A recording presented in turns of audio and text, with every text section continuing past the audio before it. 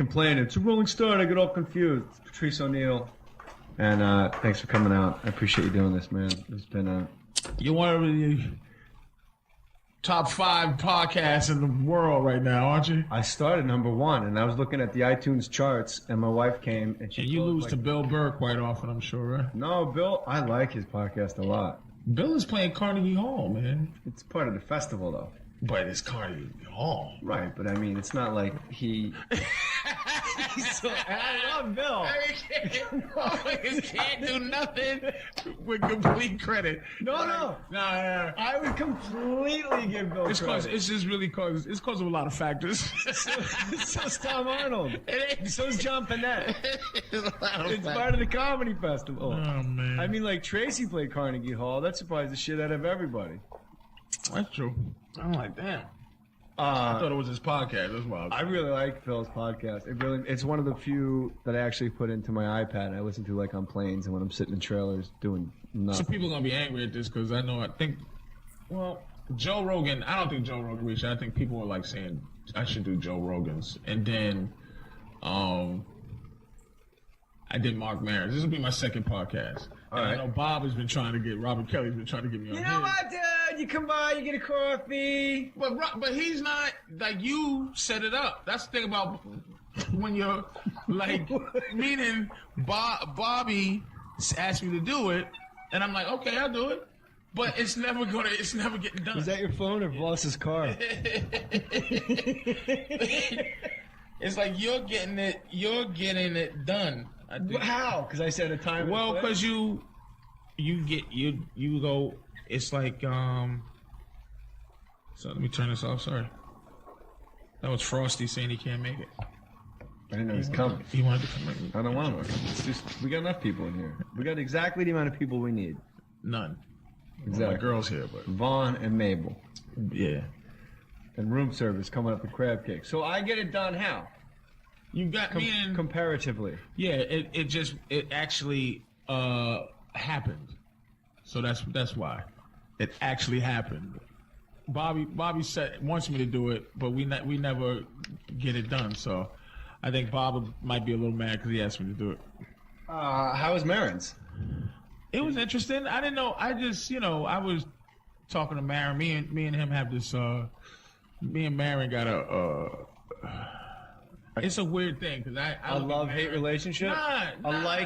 He hates me. I kind of like him, but then he likes me at the last second relationship. Nah, he's a weird dude like that. I understand what that means. But he's one of those dudes, man. I mean, you're one of those guys. Colin's one of those guys. I'm one of those guys. Marin's one. I'm trying to think. Attella's one where people are very nervous. And intimidated. People are intimidated by Marin. I'm not particularly intimidated by him. I like Marin. I've heard that about me, and I never understood. When I met you, I thought you was a complete and utter asshole. Like complete. I was. But it wasn't, to me, I understood what that is. But that's right there is what turned the battleship around in the harbor. But Bert Kreischer was on the podcast, and he goes, I don't think people understood the Tupac that lived within you. Until Nikki gunned him down on Flamingo Boulevard. Your woman? Yeah. I was always angry and playing catch-up. I understand that. That's why I don't judge dudes that have that. Because I told a lot of people, I said, if I don't talk to you, then I don't like you. If I'm not teasing you, if I'm not busting your balls, as white guys say. Yeah. You know what I'm saying? If I'm not doing that, I don't like you. I don't have words for you is when I don't like you. Right. But when I like you, I'm fucking with you. So even if you meet, Voss does it. He'll give somebody $1. It's insecurity. Headliners are talking here, please. I always thought funny dudes were funny. Do you think that's an East Coast comedian thing? Because the LA comics, they act like you just came in and pissed on their comic books. But you and me, we talked about this a little bit on the phone. It's like we would walk into a room and go, look at these 5 assholes sitting at this table. Can you hand that to her? She needs it more than I need it. We'll walk. Thank you. We'll walk into a room and say, like, look at these jerks sitting here, like, just to guys, like, and we'll know one of the 4 guys. Because I never understood how you can be funny without being funny. Meaning, I've had people. I don't know if I'm. It's like people who get into a mental jousting thing with you, like, oh, and it's supposed to be funny, but you don't like each other, Right. Like this thing that you did. Now, when I say about you, I have to say, I understood it, but my thing was aggression. You were aggressive. Yeah. Your thing was aggression, like I can tell you why. with it. It wasn't that you was fucking with me. It wasn't you was. That wasn't the thing. It was aggressive. Where you go, is this dude trying to make sure is he trying to get a position? Right. But You at the understand? same time, I was doing what everybody else was doing. I was just doing it more. Now, do you feel you was doing it when you were doing it? Was it a purpose, or were you being malicious, or were you being purposeful, or was you being just you and just being you? It was me, and it was because it's like when I was always 2 years younger than everybody on my street. Okay. And when I wrestled at 105 pounds. So all the guys that weighed like 118 kicked the shit. Like when you're getting beat up by 120-pound guys, like they're real men. So by the time, and then when I did open mics, I was 16, and everybody was like telling me I was shit, and they were 30 and 40. And here's where it changes, is when you're breaking balls. And you and I talked a little bit about this, so I'm glad we're talking about this again for other people to hear. When you're breaking balls, like you said, there's a booth at Gotham, and let's say it's Quinn, Voss, and then 3 guys we don't know. We'll walk up and go, "Look at these idiot," or you know what I mean? We'll say, Right, but whatever those you say. 3 guys are going, "What's his problem?" Like I don't know who he is. He just called me an idiot. But here's the thing: when you do Jerry Maguire. And you come in and say that same sentence, people go, whoa.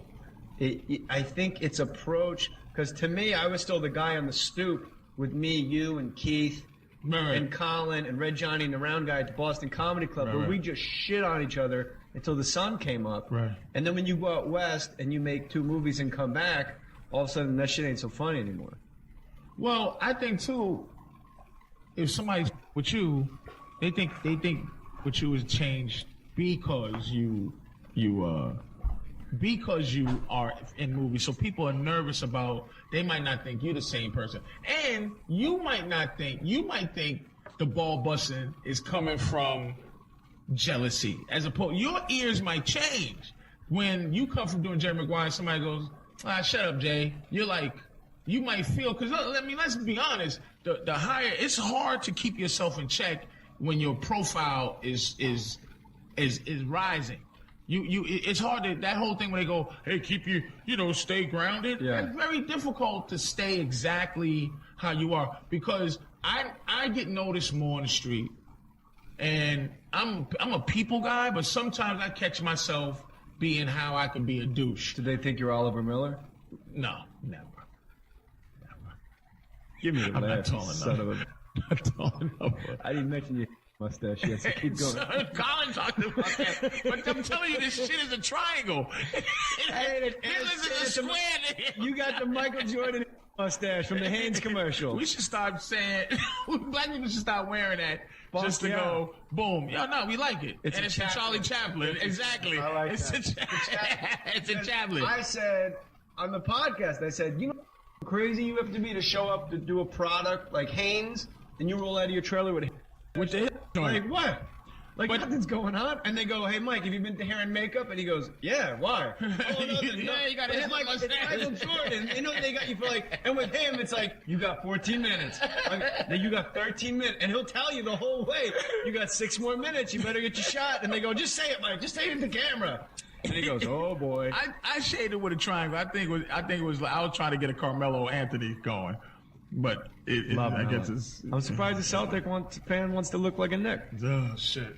So what you said, stay grounded, but when I came back east and we started breaking balls at like the Boston Comedy Club, that's when I felt the most grounded. But little did I know, I was taking it up a notch to like the boiling point where people were going. Well, maybe he was trying to prove that you was still grounded, but it might have came off different. There's no doubt about it. It And changes, man. You change. You can't not look. My girl told me this. Like I'm way too accommodating to strangers.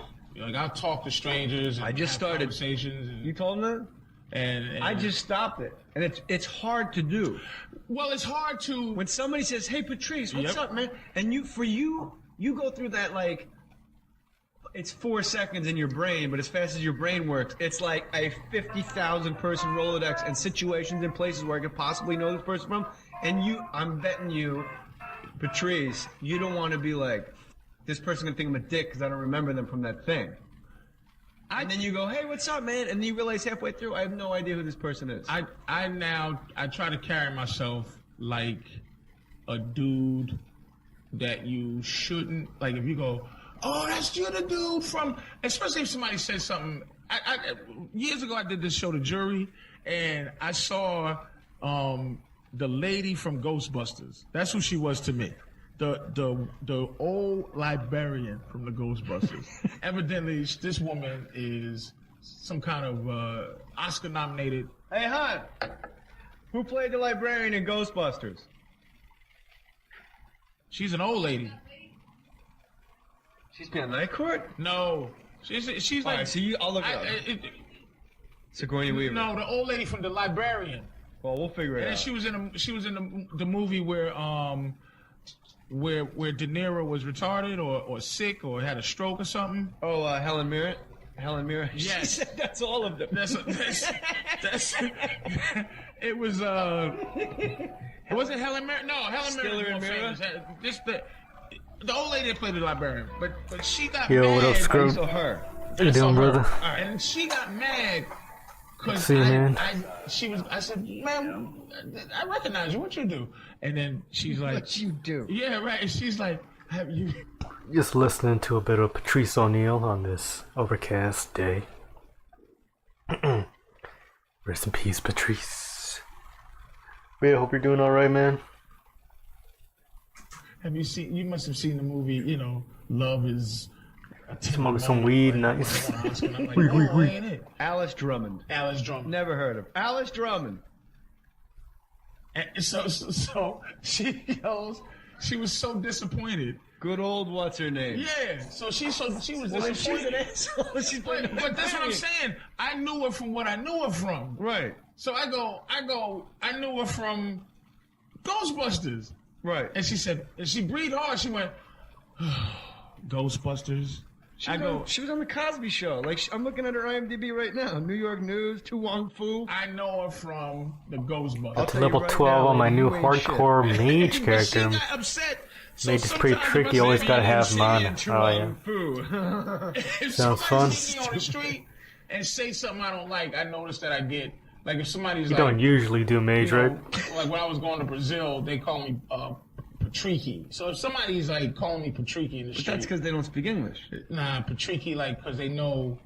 No. When I went to Brazil, I got this nickname Patricky when I used to go to Brazil all the time. And when I came back and did the radio, I talk about it, but they Norton wrote his book. Norton wrote his book and put Patricky in there. And now, you know, some people might go, Patricky, just straight up say Patricky. So it's like, "Hey, how you doing?" Oh, I love to, you know, to come at you a certain way. Right. But they'll just go, Patricky! And you go, you look, and I give them a, "Hey, what's up, bro?" Like a real nasty kind of, Fuck with me. yeah. Today ain't the day. Or not even that, but like a more of a, "What's up, man? I'm walking the streets. Hey, how you doing? I acknowledge your existence, but, you know, don't call me that in the street, because you're going to get that." But I could give you a lot more, though. I'm a dude that will talk to you for Right. a good 10 minutes if you... Like when you know it's an off-duty cop. If you know, "Hey, what's up, man? You staying safe?"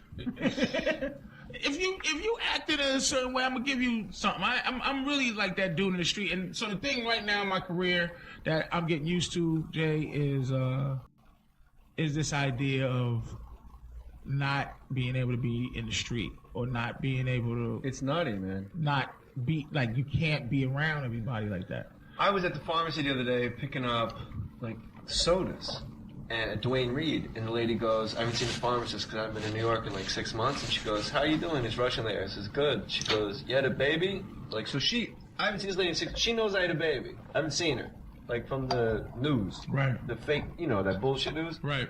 And she goes, "Oh, that's why you look so tired." But I had just slept like 11 hours, and I had a nap. I felt great, and I looked at her. I go, "Nope, just ugly." And everyone in line and looked at me like, and looked at her like, "This is really uncomfortable." But people say like the stupidest shit, and I think it's because when you're a comedian, they think they know you. Like if you see Jim Carrey walking down the street or Eddie walking down the street, people aren't going to be able to stay away from them. But if you see Pacino walking down the street, it's like this reverence, this silence, like, "Holy shit, Michael Corleone." But that's why they should have more. The documentaries that they have about comedians have never touched on well, one did that was close maybe, but the complete misery of comedians, man. The miserable people. Are you miserable? They really are. Because my wife says I don't. She thinks I'm an actor that acts like a comic. Because Yo, what I up, have none of Chemo? the Good to see you. miserable. I'm always happy. Welcome, welcome. I have no damage like Getting thing in some of that happened to sweet me. Patrice O'Neal knowledge. Just because. You just wake up pissed off. Yeah. I wake up let's go kick keeps some me ass. going. I wake up, let's do it. I don't like disappointment. So I'm miserable. Like, But see, I just file disappointment. Like it's just like when they hit hyperspace on Star Wars, Right. And all those lights come at you. Like just somewhat of a disappointment.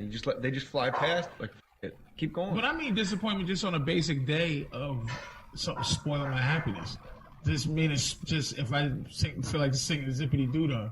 Having to come here, I'm sure you like. It's a great idea, and then when you actually go from Jersey City to the city, you're like, Well, yeah, you're thinking of ways to. yeah, I I would have come and got you. But I actually.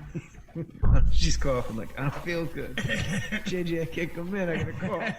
I actually am getting a lot better with that because I go, okay, I'm gonna do it because I start running down excuses to not do something, Yeah. and then I'm like, well, he's here and is he's asking, I got nothing to do, so I'm trying to get into this thing where really- where I don't have no wait, I'm trying to get into this thing where I don't let laziness stop me. I've done that. I've fortified an excuse that sounds really good, but it's based on really laziness. But I'll have an amazing scenario to make this laziness legitimate. If you know what I'm saying. Oh, we've all done it. So if I You go, get out of like stuff with your family, like, I broke my arm. exactly. I just broke my arm, Jay. And they see you like 2 days later, and you're like, turns out it wasn't broke. And you got this Steve Cato. Yeah, I slept on my arm. Man. Patrice, I never said I broke my arm. It's so inside. So I'm saying I'm not saying I did this. I'm not saying I did it because I had nothing to do. I'm saying that's what we're I'm saying looking for, that I I'm saying that I did it because I didn't have anything to do, but my instinct was to go, I can't do it. That was my instinct. Like when I did Mark Maron's, we did it at the studio when we were both doing O&A at the same day. Oh, yeah? So I almost couldn't get out of it. So it was like, it wasn't like, oh yeah, I'm doing this as a favor to Jay because I'm not doing nothing. It's more or less, I'm not doing nothing on Monday. So all I would do was it gave me an excuse to get up and actually be in show business, if that makes sense. Yeah. Because I would just stay in the bed. And people will come to your shows because of this, too. This will be out like November. If you got a December date, same here. I got. Oh, I'm supposed to say this. More Stories podcast is brought to you by. Are you getting paid, you son of a bitch? No. And now I got to do it over because you.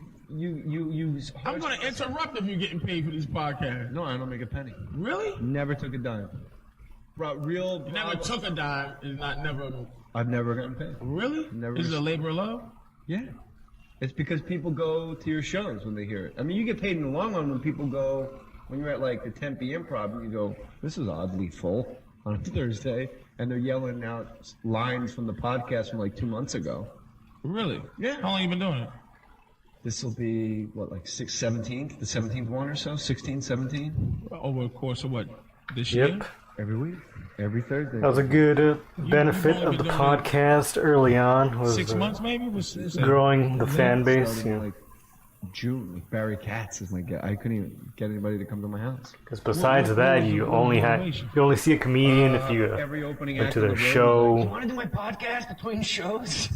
Or if you saw their special. Everybody that's opening for me at podcasts, and then Tom Segura, Which, was you know, in Vegas could be with me, pretty hit or and Tom or was super miss, funny. you know, as He comedians said tend to be, unless they're I really good. sell Dick. And he goes, if you did the podcast when I first So it's a talked pretty to you about beneficial the podcast, this would've been sold medium out on for- the show. And I said, really? for comedians And he to told me how grow long and it also was, to he had to move from clubs to showcase their theaters. funniness that isn't, you Not know, because of UFC, geared because of towards podcasts. So I did it with a performance super long of being term on stage. vision of, I want people to come see my comedy because I like making people laugh. You got to experience the funny You that do comedians radio, talk you go through about all the motions, and then you go up there enjoying with Friday each and other, like, which is a pretty little nice. slow, you know, it's game 2 of the Potsdam intramurals, and you're like, Is I it the don't same give a way fuck if now? it's game Nah, it 7, kind of got Russia kinda versus got USA. spoiled. Like, I'm here, let's do it. Right. So I just wanted to sell more tickets.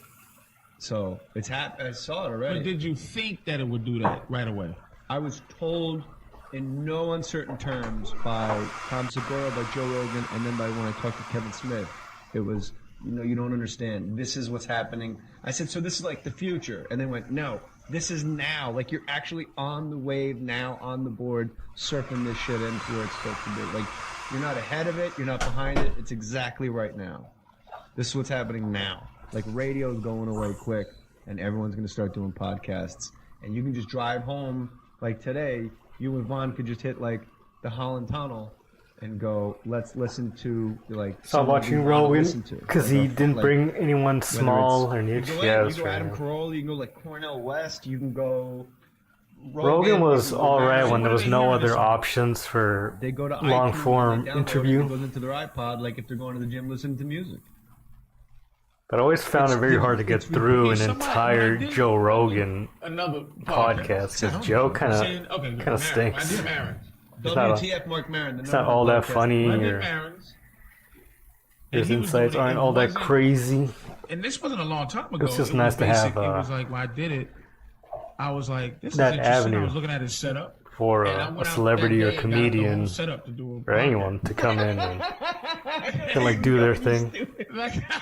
Like I Something- went out something and that bought wasn't Radio morning Shack. TV I bought or- this. I bought this. or what have you. Radio Shack. I swear to God. And I'm gonna need a lot of batteries, partner. But Joe and Nick would be I pretty bought funny. the Not bigger gonna lie. version of this thing. I bought Roquefort a knows how small to- this thing. Yeah. It would be social TR-808. and funny. bought So it would be Mighty Nice, that I would watch. I'm probably gonna buy this. CDP crew. This is the whole thing, man. I'm telling you. I was gonna do the podcast, and then I was like, because You went through Guru's will. See if he left any. See if Premier left any equipment behind. Cassette players. I did the whole thing, and then And now what's it doing now? I don't even know where I put it. I know it's in my garage. The all equipment You have somewhere. a garage in Jersey City? Yeah. I got a Jersey garage. City to me, because when I grew up, Jersey City was just concrete bad news. But now I think the Nets, are they responsible in part for like turning the city around? Oh, No, no. not even a second. Not even close. It's just they rebuild it because it's All a the radio university stations there. are there. Saint something University. Saint something, the patron saint of what? Saint something. Saint Patrick. No, that's him. Good old what's his I name? think it's St. Patrick's University. They buy up a lot of that crap. Is it St. Patrick? No, St. John's. St. Peter's. St. Peter's. in St. Jersey Peter's. City. St. Peter's University. So they And also building all stuff. the radio stations moved across the river, like Z100 and all those people. They're were all there. up there, but they're Huge on the office water. park. I live deep in Promiseville. Like they promised to when I bought my house. And when I went into the the thing to 14 buy it, acres and a dog. and they showed that they had a painting of what it was going to be. So then you had the house up, like you could buy. Oh, this is what's gonna be the Jetsons. They had everybody had one of your dogs, and everybody Jetpacks. Everybody had jetpacks. Everybody had this. It's this is in 3 in-ground years. pool, and then what? What do you got? Just like a condo? It's the first phase. I live in the first phase. Is that gonna? of a 5-phase construction promise? But aren't you gonna be pissed off when Phase 3 goes up and you see how nice it is? Phase 3 is not gonna ever happen. It is. I live in phase 1, and the rest is surrounded by dilapidated. Yeah, it gets rough building. quick. Yeah. A bad trucking company, and it's the foot traffic from the hood. It's a shortcut where I live. It's a shortcut from the hood to the Hood Mall. So Yeah. it's a shortcut from Martin Luther King Boulevard to the Hudson Mall, and that's where all the foot traffic. So you got a whole place where people got Beamers, Benzes, guy has a Porsche, Hummers, and that's the foot traffic from Martin Luther King Boulevard to the Hudson Mall. So that's where I live. They were supposed to be a gated community, but then the whole No wonder you wake up angry. you get mad. Do you look at the painting? Do you have the painting from when they sold I wish the I had place the up on paint. the wall? The whole. I wish I did. I wish that I had the promise. But I got bars and everything on my walls, man, on my windows and everything. I have a lock that you only can get out. You need a key to get out, and you can't get out. And you have a without fucking key. poodle. I have a Wow. little poodle and a little Westie. You would think in that neighborhood you would just go Rottweiler, get it done. Well, it was. I don't like big dogs. I'm not picking up big dog shit. That shit is That's right. horrid. When you put the know. plastic I gloves used on. to have it. And sometimes That dog shit, I'll get a receipt out of my pocket And pick I'll it up. Pick it up. Exactly. Or sometimes I just kick it into the street like a little pizza. But when we were talking about people coming up to you in the street, when you're a comic, they think they have license to break balls the way we break balls because they'll hear us on Opie and Anthony and the way. But they don't know how to do it. That's where I'm going. Is the point? So don't yell at me. Like Jay, you asshole. And it's just because it pisses They'll me be off. like, "Hey, Patrinky, what's up, man?" And like, if Bobby took a shot at you or Jimmy said something, they'll say that shit to you, or like they'll say shit to me, and I'll be like, "This guy doesn't know me well enough to talk that shit to me in the middle of Amsterdam Avenue." But not even if he don't know you well enough, he doesn't know how to do it. Right. He doesn't. If they think it's like these roasts. I keep telling people, okay, I did this roast, but I'm saying there's something missing from it, and that's camaraderie. It's love is missing from it. Yeah. It's not just I'm gonna Google you and say horrible things about you that I found out Yeah. on the internet. We're all friends with David Hasselhoff, so can I roast him? He's my pal. Yeah. But he doesn't. But that's what I'm saying. Jeff is. She's kidding. No, I'm thinking about I know you were- because it gets me to, I think about this stuff, man. It's like, look, I did this roast, The Charlie Sheen roast. the Charlie Sheen roast. You dominated the Charlie Sheen roast. Thank you. I did that roast. My instinct was to say yes. Like they asked me to do a few others. Which we've established is against your everyday instinct. Your Right. natural instinct is Is to to say say no. no. So what was it about this? I truly, without sounding like a sanctimonious, let me figure it out. It was a lot of pieces. Meaning, one was, let's say, it's supposed to have been the highest rated roast ever. It was, I'm sure, right? So, but they called me a week ahead. What helped is that they called me a week ahead of time, just a week out. They had been planning it for 6 months. They know how to get to Patricia. That's But fine. they I bet your call- agents were like, if you want him to do it, just call him the night before. The night before. It was a week. And I was just like, they asked me, and I said, I think I want to do it. But why I'm saying I didn't want to play it like a douchebag is because I really liked Charlie Sheen when he was fighting the system. I enjoyed that. Why? I enjoyed watching. Did you him enjoy squirm. his stance? $2 $2 million a week, and you're See, that's causing not a that. problem? That's what made it even better. Is that the $2 million a week? I would love to have that. As a guy, yeah, but he said goodbye to it to go on some bullshit tour. But As a guy that made not that on a sitcom that got canceled, that was good, and I thought it was good. If they came to me and said, we're going to pay you $2 million a week, but here's the thing, every Thursday, Chuck Lorre, the showrunners, would come up, and you're going to have to suck his. And I would say, what's the bad news? And I would do it well. see, What a- that's the thing. Some what a people star don't, some whore. people- See that, That's more money than A-Rod makes. but And that's not a motivating factor to me. There's never an away game. It's That's Got a only- 3-jet that's- Chinese that's the torch. motivating Very factor. good. Nice, Not the nice. blowing motivating Chuck factor. Lorre. $2 million a week blowing doesn't Three-jet. motivate you. No, Chuck crazy. Lorre. You'd be in phase 4. $2 million is the motivating factor. Sucking Chuck Lorre's is A byproduct. what you have to do to get that motivating factor. I'll do. I don't care. I would do it. But see, there's no argument there because I wouldn't suck Chuck Lorre's for $2 million, and I'm not even trying to be She on would top of a make you. mountain. No, she wouldn't. Oh damn. No, she wouldn't. So for $2 million a week, so would you do a shitty show that you? But knew put was it this shitty? way. Wait, let me even be on your side a little more. All right. A little more. Suck Chuck Lorre's. I'm trying to say without us argue. Don't be gay. I'll do it. Yeah, I wouldn't let you. I'd rather do it than have you do it because I would never get that Okay, shit. I'll do it. Jeez. Why would you even say that? What? Yeah, we like, all right, how about my girl? That's what she's supposed to be doing. It's giving head. Not to Chuck Lorre. Yes, if he would let her, if I went Yeah. that way. He would let her. What are you Why, kidding me? why would I He's suck like, it? Look at What's the she gonna two- think of me? Where are we going? Wherever, If I'm sucking, I know this is a figurative conversation. wherever the you want because you got $8 million after taxes in 2 months. So you think I can buy her? Look, it's better. It's better for her to have. But on a side note, right now our wives are in the corner on the couch going, "I would suck his." I wouldn't let him do it, but I would suck his. Put it this way. Pick a job you like. You never work a day in your life. I picked blow. She said, "Pick a job you like. You never work a day in your life." My wife chose blow, and I can say, "Yes, you did," and I'll say, "I enjoy your work." Thank you. So, Let me say this to you to make it like so it's less of a disagreement and just like I go, look, if they said, Patrice, we're gonna pay you $2 million a week, but you gotta suck his, once I would cry because I wouldn't suck his, because I would go, I need $2 million a week, but I would feel bad that I wouldn't suck his. what if no one knew you were gonna suck his? Only That you. wasn't it. What if Vaughn Jeez. never knew? Internally, nah.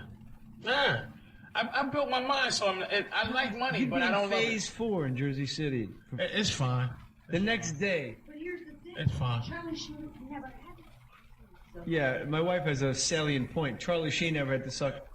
He had his face in box He just had to for show 14 years doing blow. All he had to do was show I up, like. and he pissed it away by acting like he I couldn't know. get along well with I others. like a human. I like a human factor in Hollywood. Sometimes I heard a story about Chaz Palminteri that I love. Is that you want to hear a story about a guy who just. I hate the fact that everything that makes you a better human in this business ultimately is dumb. Integrity, pride, self-respect. It's dumb. It's a dumb thing to have. It is. In this business, having that those just- things is Hold- stupid. Time Jim. out. The guy It's that, dumb. hold on. The guy that just said he would not suck it for $2 million said having integrity is dumb. No. Meaning, That's what you just said. listen, I'm a See, I all right. can't back me in. I know. I'm just saying it again. Break it, good go. When I'm saying not sucking a in this business. Right, but in other It's dumb. So I'm saying the things Oh. as a human, you went the other way with the it. things that you do when you go, I'm gonna make a stand. Like Chaz Palminteri told his story basically. It's like he said he will not do. They wanted a Bronx Tale really bad. He told the story on O&A. He wanted the Hollywood wanted the Bronx Tale really bad, and he's like, look, I want to play. The guy. What's the guy's name? I don't know, but him. The guy that he played in the Yeah. Bronx Tale. And he's just like St. Peter. Saint. What the f- is his name? Who in the cares? Bronx Tale? It doesn't affect the story. Keep going. Anyway, he wanted to play the gangster. Yeah.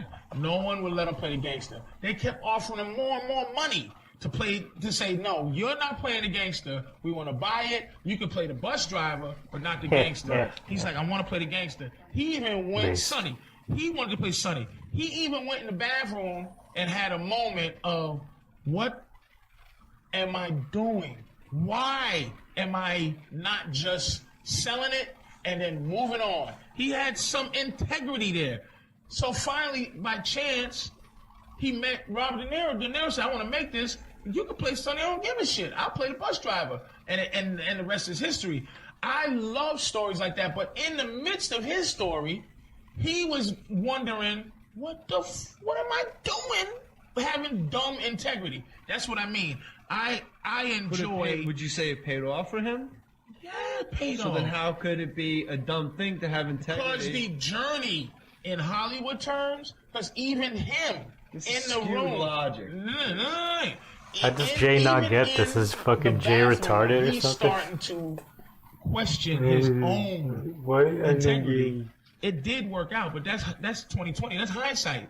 But I'm saying he was starting to feel, why am I taking a stand against what Hollywood would tell me to do? Sell my thing, play the bus driver, and shut him out.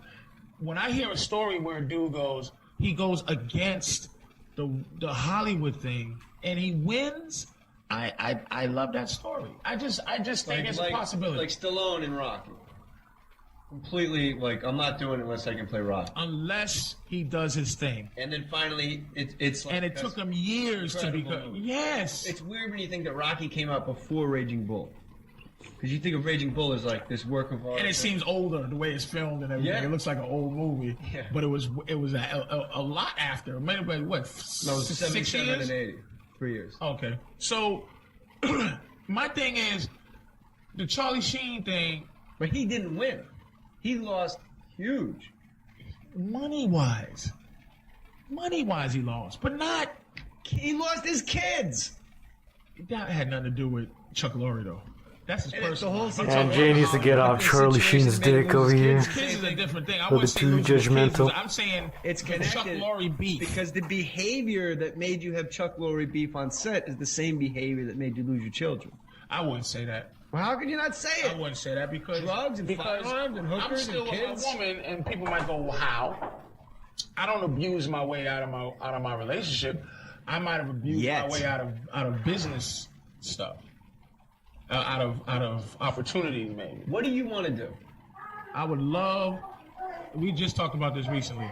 Who, you and Mark Maron, your buddy now? My good buddy. I think Mark Maron. That podcast was a moment in time. That podcast. Don't even pay that any attention. I'm just breaking your balls. So I'm sitting here looking at it right now. I know you're mesmerized by the blinking blue light that says 23. Don Mattingly, Don Mattingly, Don Mattingly, Don Mattingly. What do you want to do? I want to. I just have to. Tough Crowd was the closest I've ever come to like being completely. I'm just picturing you in that when you're in that fucking singlet. You dressed. It's in somebody's avatar on one of the websites. You were dressed like in like a. I forget. See, well, look, that is an example, dude. That was in the cut. Where I'm going in my mind, I'm going. All right, I'm with. big. That's what it was. And I was a Dominican. So You look good, mommy. so I'm going. Well, Dominican. That was it. Oh, Dominican. Jane Campion. Yeah, that's a ballsy move. That's But I'm saying she was this woman is My wife's saying that you made a big. yeah, right. This is my mentality. My mentality to that is Wait. okay, fame. I was chasing something. Wait, how did Jane Campion become a Dominican? I'm tough. No. Oh, right. Okay. Tough Crowd. Listen, you guys. I was you because you're the one that was talking about in the cut. You brought that up. The Right. Avatar. Yeah. That's why I switched to the thing where my mentality it goes into this fame chasing thing. Mm-hmm. This thing where you're chasing something. Do instinctively do I want to play a big fat Dominican sissy with a fake accent that sounded terrible, but I did it for fame because I thought it was just like saying, okay, play a retard. You're gonna play a retard. Okay, good. That means fame. Yeah. But This is your I am Sam. this is my. This is it, baby. On Tough Crowd. Oh, it's but Somebody's gonna see me playing this, and they're gonna make me Forrest Whitaker in the Crime Game too. Thank you. Thank you. Thank you. That's what I'm doing. So that doesn't make me happy. But that's what you do in Hollywood. I know. I You just do that. blow a guy for a job. You gotta get one lazy eye. He gotta, Yeah. You got to get that Forrest Whitaker lazy eye. So Tough Crowd, when you asked me what I want to do, Yeah. Tough Crowd was what was up my You want to alley. be Colin? I want Or to. you want to be on the panel? I want to be able to know what what it was is like. For me, I would love to be Jon Stewart, or I would love to be Anderson Cooper, or I would love to be even Jimmy Kimmel. I would love to sit and tell my point of view, no matter what it is, without any angle, without any political association. Your angle. My angle, and just really talk shit and tell my opinion, to be honest. Right. But to get paid for it. I've given away a lot of my spirit. A lot. I don't know how much. That's the thing about the podcast. You have you have a mentality that I actually envy, which is just keep it moving. You know, if I do this, like I used to do a podcast, me and my woman and my friends, we used to do this podcast, Patrice O'Neal Show coming soon. It was really fun, but you just don't get paid, and the fans. You know, you see it with Twitter a lot. Yeah. They really don't care. They just will, they take sometimes. Right. And I think I have, when I was 20, infinite well of spirit. Yeah. Now I'm very discreet with my spirit, because I think I might have I give it away too much. Like podcasts every week, they'll demand the Yeah, Jay Moore podcast. This shit every was week. late one day and people lost their fucking Where mind. the fuck? And you go, I'm like, hold it's on, man. free. It's free, and I don't upload it. It's Kevin free Smith. for them. It's free for them. Yeah. But it costs for you. This costs time. You kept doing your podcast. You have. That's the thing I was told is you got to do it the same time every week, and you have to just keep doing it. Some days I might not, but then they go, "Oh, dude, all you got to do," and that's another thing. I never want to feel like I always feel. I think you're the same way. I need a way. Watching you that you feel like you could give a lot less, but you don't. Like you watch people out there that do what they do, and you can go, boy, I don't need to give. I can give Comics. 25% of myself. Don't you see comics and you go, this guy's not even. He's not This talking stinks. to anyone in the. I've been in the audience of comics, and I thought I'm in the 8th row, and somehow he's not talking to me. He's just going through. He's doing his thing. Yeah. He's just And doing. I hate that. Like I always do this joke with the guy that features with me all the time on the road. He goes, Shit's about to get real right now. You think so? I know not. I know for a fact, no. Push pause. Should I go like moan or something? Yeah. Moan some shit? He goes, Can't get the flashlight? he goes, you think so? And I go, I know not. No, he, goes, it ain't happening. he said, press pause. You guys just got up. Hold on, there's one thing I ain't doing. It ain't happening ever? No, never. It's been a beef already behind that? No, I don't give a fuck. I want that. I want that right there. That's what I want. Yeah, can you- 5'8", 100 and change. That's all I want. My twink. Yeah. I like 12-year-old boy with big tits. That's what I like. All right, don't undress for the guy. Jesus. Like Peter Pan, like White Point. I thought it was, I'm gonna be honest, I thought it was going up further. And I wasn't gonna do this either. I wasn't gonna block I was why gonna stare should right you? at him. Okay, good. Crap, what's the shame? All right. Let's take it easy. I got no shame. All right. But The fucking women out of there. he was The fuck? You see people giving 25% less. yeah. And you think the podcast, you don't have it in you to give 100% once a week for a fucking hour. Bullshit. Bullshit. No, not saying That's that. genetics, man. Not saying that. I'm saying, like, I joke around. I go, I'm only gonna do 45 minutes tonight, and if I'm doing a show, and then I say that every night. I go, I'm only doing. But I 45. wind up doing an hour and 10. I right. can't get off. I I'm can't having a get- good time. Right, because there's an instinct to do the best you can. So sometimes, okay, let me finish.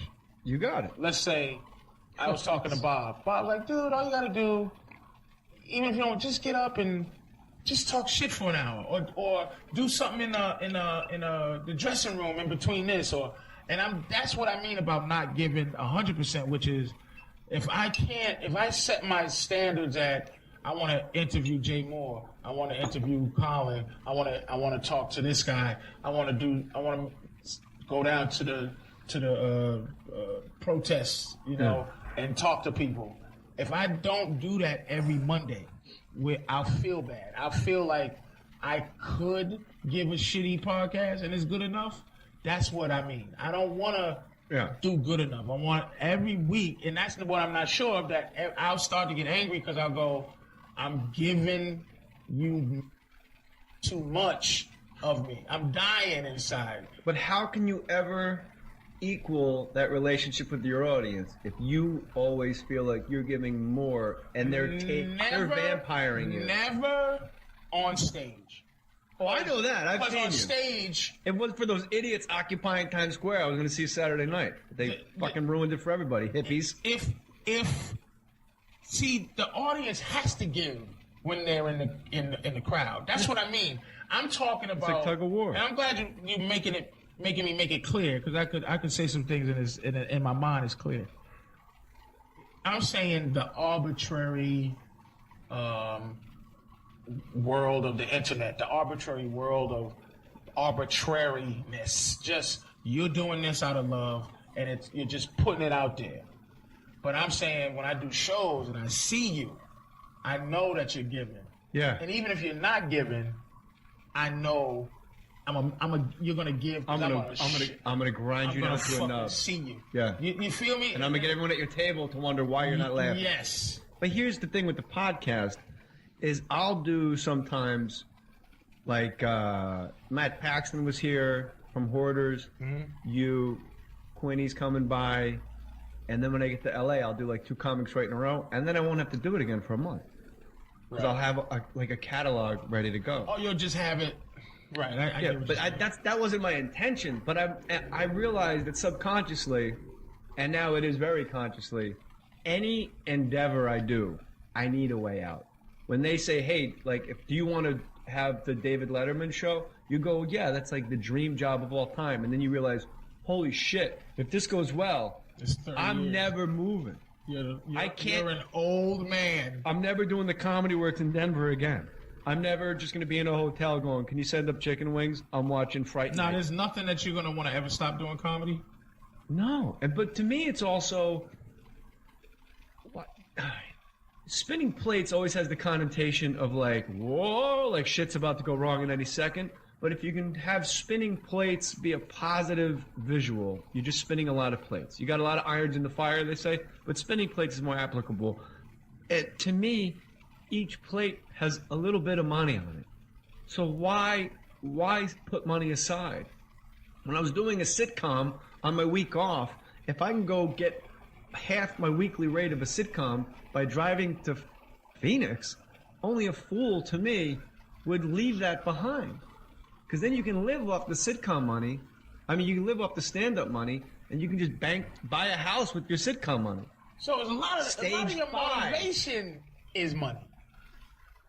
Well, yeah. I'm married with kids in a house. Look, I'm not trying to say I got a mortgage. Bad, no. But that's what I'm saying. My motivation when I started was to get famous. Happy, though. How much is happy? Is money your happiness? No. I made almost $0 this year, and it was the happiest year of my life. That's what I'm saying, Jado. So you're not that I'm making an argument, but But I don't want to have to sell my house in another year from now. You're in a position where your happiness meets your finances. Like you're in this town, right? In this nice hotel, right? And you can afford it. And you can really afford it. Meaning, this is not a splurge. This is it is. You can afford it. And I'll tell you what, I'm going to do Governor's Night in Long Island just to pay to supplement. The only reason I'm doing stand up in town, Gotham, I had booked, and like I did the Stress Factory. I'm doing this. I'm doing that. I got a corporate gig. You had the Stress Factory when? I was there last Wednesday. Oh, okay. And I went and I booked these nights so that I could stay here and be happy in this room. I get it, but money is of course it's money, because money people say like, "Hey, money can't buy you happiness." No, it can't. I feel Bullshit. that, like Money can Biggie make said, you Biggie real said, fucking- more money, more problems. Bullshit. I don't believe in that. No, more money. It helps. Let me call a guy to take care of the problem. But I mean, in terms of When you broke, you got to fix the toilet yourself. You're down there. A lot of people- You got to take the lid off and put your hands in that stinky water. And when you're ask me rich, about the office, like, oh, you stay in the office. There was things that were happening on the office. Not that they were doing to me, but that for myself. I didn't know you're on the office. Yeah, I think that was like 5 or 6 episodes, I think, something like that. And I was there enough, and I did well enough to stay. But it was just the 18 hours of grinding, and then 18 hours. It's crazy. The 18 hours of grinding for not me, and then I would do things that I thought was giving 100% to the cause, and I realized I couldn't give 100% to that cause anymore for myself mentally. It's not like I quit. It's just like I just left. This is how I feel about that. I'm giving 100% for my representation of me on that cause. When people watch this show, they're gonna go, funny. And to me, whether it's true or not, I'm always playing catch up. I'm still the guy that's 12 and everybody else is 14. So when I'm doing a guest spot on like Suburgatory and I'm playing Cheryl Hines' husband, I'm like, all right, she was on Curb Your Enthusiasm, Absolutely. the ad-lib show of all time. Right. So I gotta make I sure wasn't land expecting some so much monsters in this Jay, scene. you know, When the but you director know, yells it does make cut, tell sense, them you know. about to speak. I gotta go They're talk both to the guy and equally go, you know, as you might- famous at you this let point, people with out. Jay I have probably some really being funny more lines. famous. Let me hear it. It's on his podcast, you know, so. It's not like he was just gonna let Patrice go off on his own completely, but damn.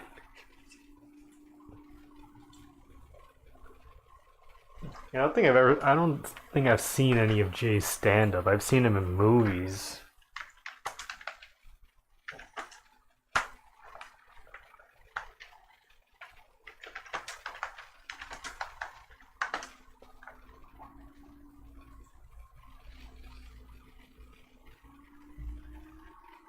I want to hear Patrice talk, though. Come on.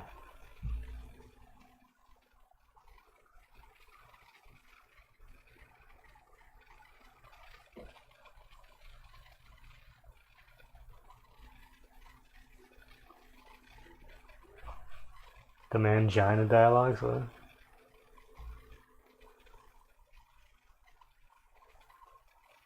The Mick. He's in BoJack, nice.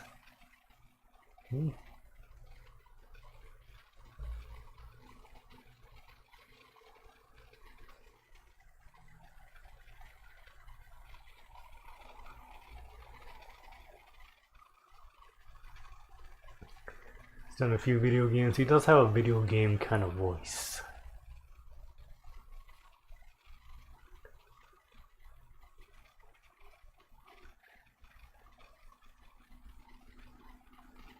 It was in Mad TV, right? Oh, one episode.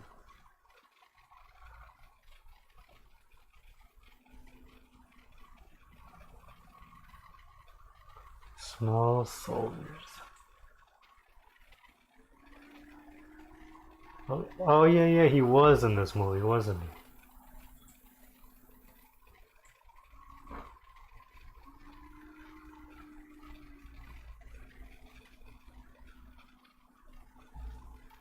That's a Kino movie right there, Small Soldiers. Real ones to know.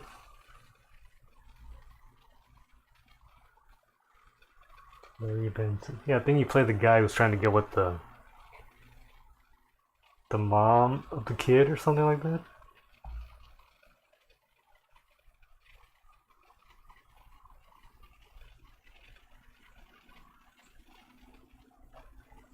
I'm like, no. So to me, it's, do I want to sit around on a show?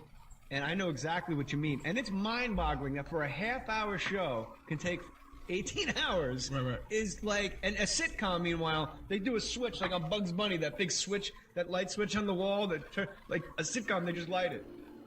You just walk in, like Vaughn walks in, you walk in, Nikki walks in, it's just lit. No matter who comes in, where it's lit, every once in a while they'll change something. But for me, it's like if I was you on The Office, just, I'm not I have no opinion of what you did. I didn't even know you were on it, so it's not like you did this wrong. I would say this is bananas, but you know what? When people watch this, they're going to go, Patrice is awesome. And I agree, but here's where I have a reputation as a But let me ask you this: how does the show, the work to the show, the grind? How did that supersede your personal desire to stand out on the show? because it was two things, and Fucking again, breaking this shit down, this man. might be silly. Okay. It's what I'm working to be. It's like what do I want to be? Do I want to be known for this, or do I want to be known for something else? And it's like, wait a minute. No, so let me get to why I did it. Because when I was younger in the business, known as a bridge burner, asshole. When you were Bruiser, When I was bruising from Roxbury. That's why I said Guru earlier, because I know he's a Boston guy. yeah, so who watched that? A lot of people don't know I'm bruiser. That might bring back old Fuck him. memories. I'll get my little Yorkie to kick their ass. So All right, so wait, so wait a second. I don't want to go into. I made a decision, and this was I was trying to think about what was my bridge burning technique.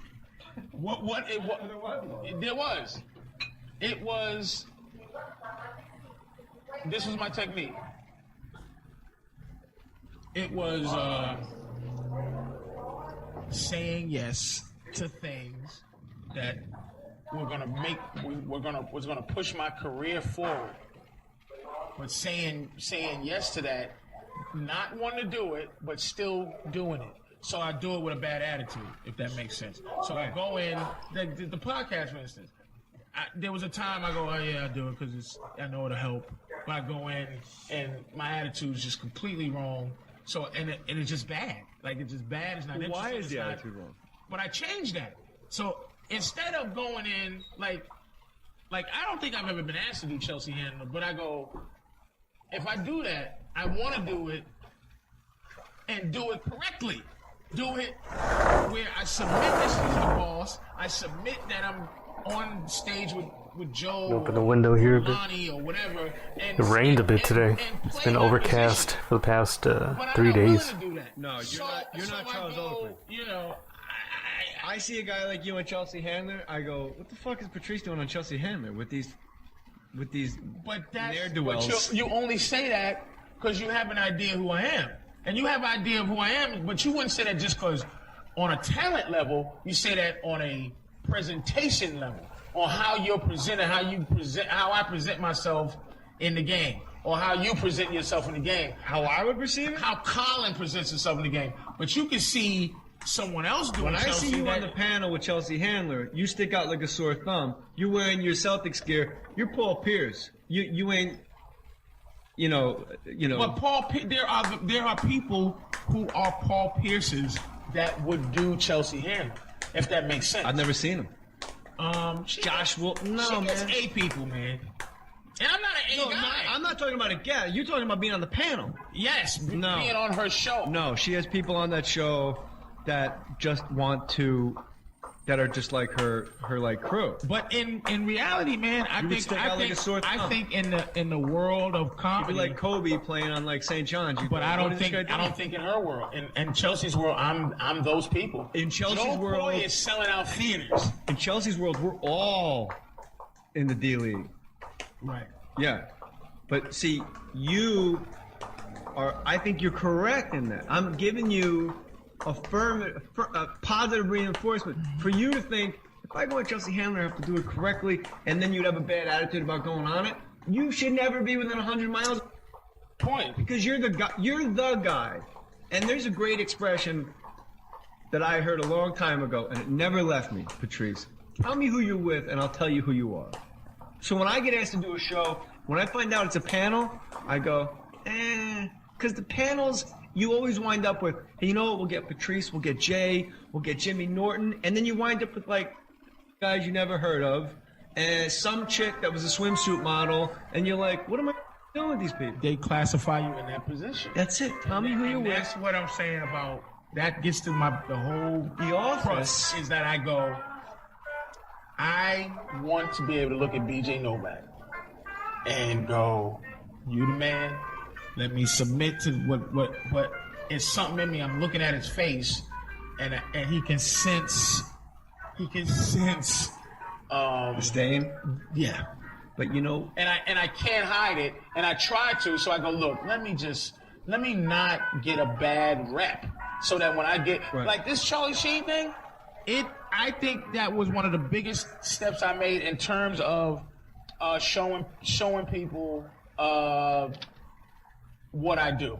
Meaning in that situation where everyone was doing what they do, Jeff was doing what he does, everybody was doing the thing, and I go on last. The whole situation, they didn't set me up to win. I just kind of was able to. I had to call on 20 years of comedy to be able to win in that. There's 2 outs, bottom of the ninth, no one Yes. on base, and you said, "I'll drive one in. We'll see Yeah. what happens from there." Because Lisa, it was a lot of pressure to do that because I was the only black guy, which goes, oh, okay, interesting. Let me go back. No one knew who the f- I was. That's what tripped me out. I was so used because I've been doing it in my own world comedy. Right. When Seth brings me out as introduced to Deus, and it's like Patrice O'Neal, everybody,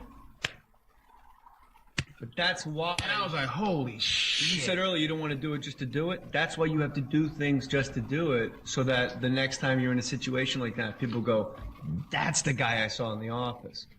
And let me go back to this. Tell me who you're with, I'll tell you who you are. Yeah. When you're hanging around Steve Carell and the BJ Novaks, however you personally perceive them, you know that's the #1 show on television. And here's what I've learned.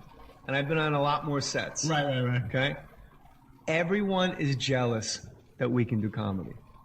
The greatest actor I've sat with Pacino, I've sat with fucking Tom Cruise, and it's like they were sitting next to a 3-legged man with a fucking unicorn horn. Because at the end of the day, they knew I was going to the Laugh Factory, and I was standing up in front of people and just talking. And Right. that shit that I wrote. Right. And that fucks, like that, BJ, I don't know, the producers especially, when they get a comic in the fold, you are like this magical guy to them. You especially, because you're untapped. Like, I've been around fucking 3 times. They know my shit. They know my shit. I did Ghost Whisperer. That paid for my divorce. Like, I was like, There's always one day, something paid for. That paid for my sneakers up in shit. this motherfucker. One day I'm gonna get to Hollywood and I'm gonna play. Now I'm gonna be number 8 on the call sheet on a Jennifer Love Hewitt paranormal Wait a minute, ghost what you show. want to be, Jay? What is your ultimateness? I want to make movies that, honestly, I want to like play Chet Baker. I want to play. I would love to play Carlin. I would love to play like serious, great. That's fucking Wow. gay. You're waiting for And- that to be offered to you, or you're going? No, I after audition. that? I'll audition for anything. No, not audition. See, now to me, Yeah. I think I realize somehow I have to, and I'm not sure if it matters to you. Somehow I gotta be HNIC. I gotta be, or even close. I know you're not gonna be, Yeah. but I need to have not just be there. Like, for instance, Did you know that's Ralphie May's corporate name? HNIC. Isn't that great? Of course. So I take Billy Gardell, and I like him. Yeah. And I love that he has a successful show. He's one of those guys you go, if he don't make it, you feel like, oh man, I want him to make it. I want Voss to make it. I don't want a few people to make it, so it make me feel Nice like guy. it's actually So you look at that show though, even though he's on it, you could feel Mike and Mom. Okay. So when I look at Billy, I'm not sure I could be him in that show because it feels like in that show, that he's not being exactly Billy Gardell. He's being the character he wanted, but it's almost like I would, some shows, like even in your show, your show, Gary and Mary. Gary and Mary. You when I watched it, I had a feel like you weren't the boss on Gary. No, I was not the boss. If that makes sense. Yeah. But you watched Roseanne, She was the watched fucking that, and you boss. felt like she was the boss in that show. But you understand, by Billy Gardell doing Mike and Molly for the next 5 years, I know. when he comes out the other end, Right. he's got enough credit charged up to the game. He can do whatever I know. he wants. But that's what But it he is. I don't know I if feel that like happened. he has enough already. I feel like Billy does. It took me until I said what show because I didn't know who you're talking about, and I know who he is. Oh, Billy Gardell. Yeah, Yeah. But when you said it, I'm like, fair who's enough. Billy Gardell? But you should know who the Billy Gardell is. I know, but he's one of those guys I can't. But you should know. Like, you should know. I do know now, but what I'm saying is Mike and Molly is when everyone else in America in the flyover states know him, so that when he go, hey, And Billy another Gardell. thing, why the we have to be known in Idaho? We Why don't. Can't you You just, don't. why can't you just do a show that caters to the two coasts and some of Texas? Why? Were you South talking about like Texas. Nielsen stuff? There's 4 million people there. I don't if get you it. if you get a 3 on FX, Yeah. you're a multi-star. Yes, is when you got to be known.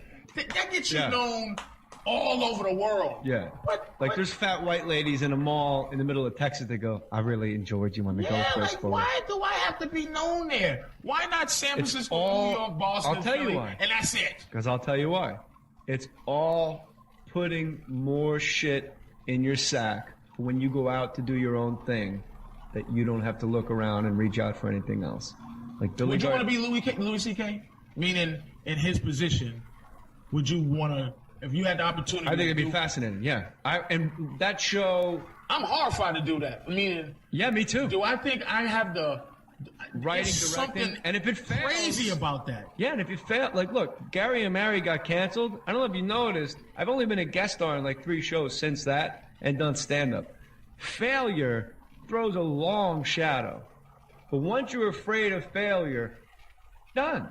You just got to get up. Reggie Jackson said to me personally and her, he said, I struck out 2,500 times in my career. He goes, if you add that in a row, that's 5 years of baseball. I never touched the ball. He goes, the trick is just don't put the shit in a row. That's why I hate baseball, by the way. Why? There's only one sport where you can Fail 70% of the time. 80. If you stink 70% of the time, you can go to the Hall of Fame. That's right. It stinks. And I talked to Frosty about it and this other kid who loves baseball. In no sport should you be able to fail as much.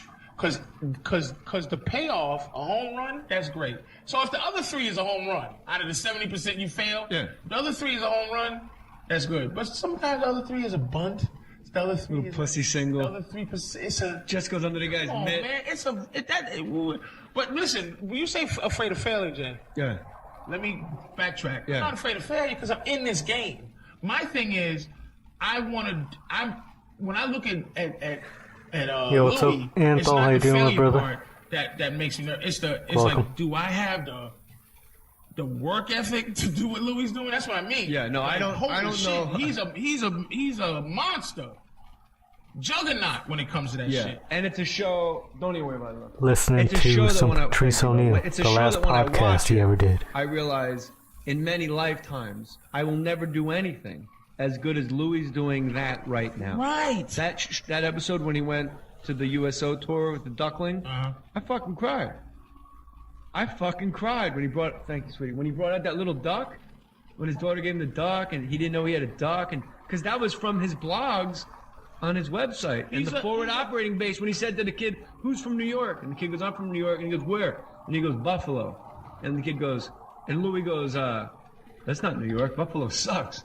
In a forward operating base, there's only like 60 cats, and they're in the middle of nowhere. And that kid goes, "Hey man, don't f with Buffalo." And Louis wrote, I cried when I read this in Louis' blog. Okay. Louis wrote, the kid wasn't challenging me to a fight. The kid was saying with Buffalo because when I get out of place, That's all I got. There's a bedroom in Buffalo. There's a poster of Jim Kelly on the wall. Right. That's all there is. Let me ask. No, that was a great episode, Kill man. himself. But I'm saying. Why did you leave the office? Did you leave or did they just say that? No, it wasn't no absolute. Thanks, Anthony. It was like they asked me to come in one day and I wasn't there. It rained a I bit didn't fly today. in. It's also No, I didn't. windy, I was in windy New York, and they said, "Can you come in?" cloudy. Or what? So it's that weather. Just do what I do. I don't know what that is. Oh, I'm sorry. Was there like 6 I lines? had a- They went- I had- right, yeah. I was a 6-line guy, maybe a 3-line guy. Yeah, like the big which was fat club fine. guy. Which Or was the- fine. yeah, yeah. Everyone on the show is though. But- right. I just couldn't do it. That to me is insane. I know. Like I would have done it. To me, it's insane too. But Oh, see, this is the important part of the conversation. yeah, no, I'm not. But you lay in bed at night going, "Why the fuck didn't I just get on a plane?" No, I don't regret it because I know my insanity. There's some insanity about you that you accept for yourself, isn't it?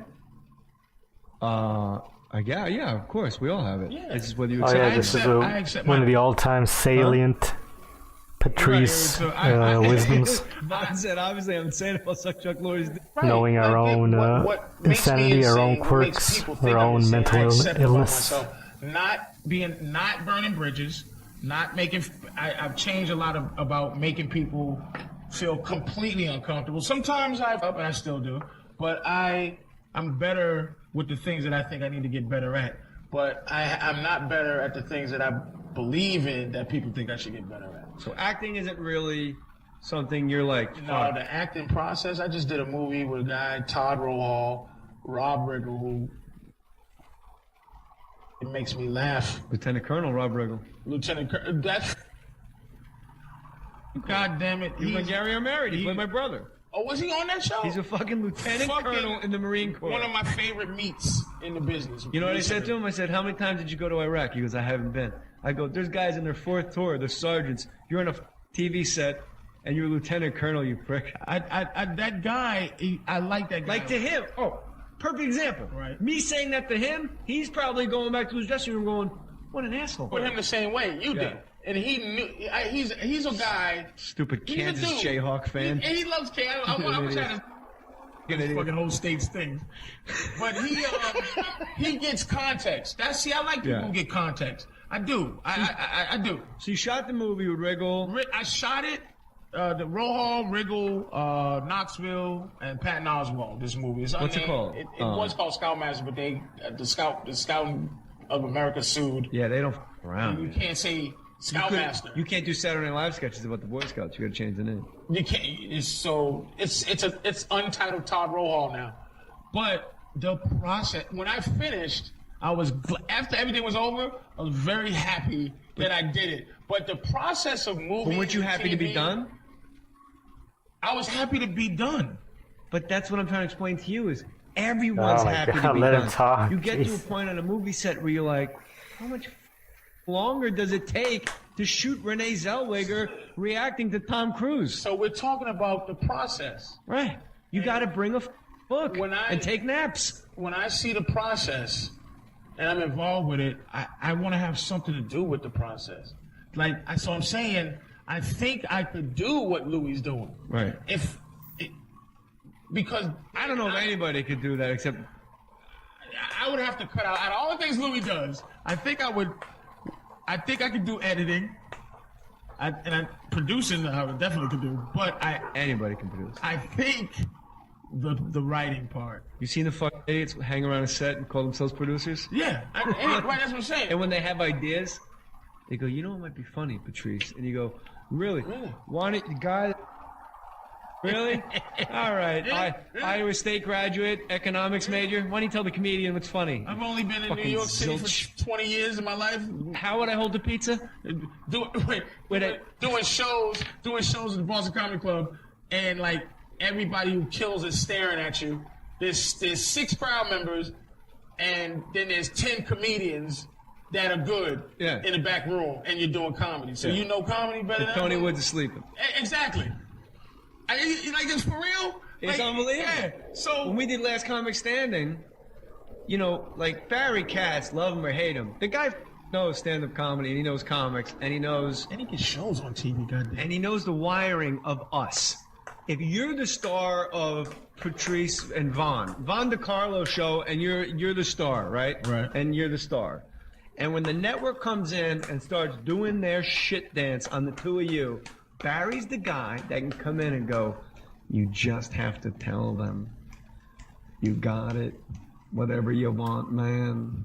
And then he will go tell them, look, Patrice, you know, we just flew in. He's with his wife. It's a little emasculating. You bring them down a peg. These are thoroughbreds. They just know how to run and win races. And he gets the DNA of a comic. So when he produces something, you feel like safe. But you get people that come up to you on a set and they go, what? Isn't it funny to hold the pizza in your left hand? And you're like, that's why we're not recording right now? So you can come up and tell me that, producer guy? You zilch. It is. Barry? Yeah. I'm the lone survivor. I'm the guy. It's a marriage. There's ups, there's downs. I love him. You do love him, right? Love the guy. Gave a speech at my wedding. You know why? He's the only person that knew her and me before we knew each other. You know what it is? I don't know why. I mean, I only can go back to a time. I haven't talked to Barry in a long time. Why is he not? What did he do? I think it's honestly. Because he had show after show after fucking show. I mean, what did he do to Like, make people? What's her name leave him? Like, he got this motherfucker something. Whitney. And he always gets his show on. Always. But see, let me say this right now on your podcast. This, like, my manager is John Branstein. Okay. Now, nice guy. Nice guy. I love the guy. But I'm like, So when you fire him and Simon Katz. but I look at Becky, and I look at Katz. And at my level. Yeah. That's who guys at my level. You look at Becky, you look at Katz. But what's funny is guys like Katz, everyone's gone through and left and come back. What the fuck is going on where Like Dane Cook fired Barry Katz. That's what I'm saying, but Dane Cook made $9 million telling jokes, and then what? You tell your manager is it working out? That's what I'm saying. What? It's that loyalty luck, Chuck. or that thing that you go, this every I look underneath my mattress, there's a 3 Arts logo. My mattress is Here's the problem. produced by 3 Arts, you know what I'm Here's the saying? problem with being a manager, and this is what I think. Fortunately for mine and Barry's relationship, I realized this early. The problem with being a manager is the more successful you get, the less your clients need you until it comes completely full circle where you're Whitney Cummings and you have your own show and you're arguing with the network, and Barry can go step back. Like when a manager or like a coach on basketball, when a player starts yelling at a ref and the coach puts him behind him and the coach does it, that's what a manager's job. But between getting gigs and doing like improvs and getting your price up and getting your own show, you don't fucking need him at all. He's dead weight. But you don't care when you have that loyalty thing. But my thing is, I'm getting at this age where I'm battling loyalty, where I'm going, look, man, I'm looking around me, and guys that may have a lesser nice guy reputation is there's work. What is it about Katz that people are so quick to badmouth the You know guy? what? It's a reputation. Just because he's honest, Dude. he'll tell you he doesn't think The you're funny. reputation is that he's a scumbag in the game. I don't know. Look, I'm No, just saying. I didn't It's say the shit. streets. You got big eyes and shaking your head. Because I'm like, yeah, well, how? Exactly. I'm not getting big. I'm not Exactly. defending him. I'm asking. Why I didn't never f with Barry. He was interesting because I was a young new guy. That was Barry's niche. Yeah. You know, to get the young talented. Yeah. When I first came, I just didn't like Barry's that the thing you do. I didn't You like didn't him. sign with him because you didn't like I his didn't voice? like that he always seemed like he was trying to get in your mind. I didn't like it. Let me answer that question with a question.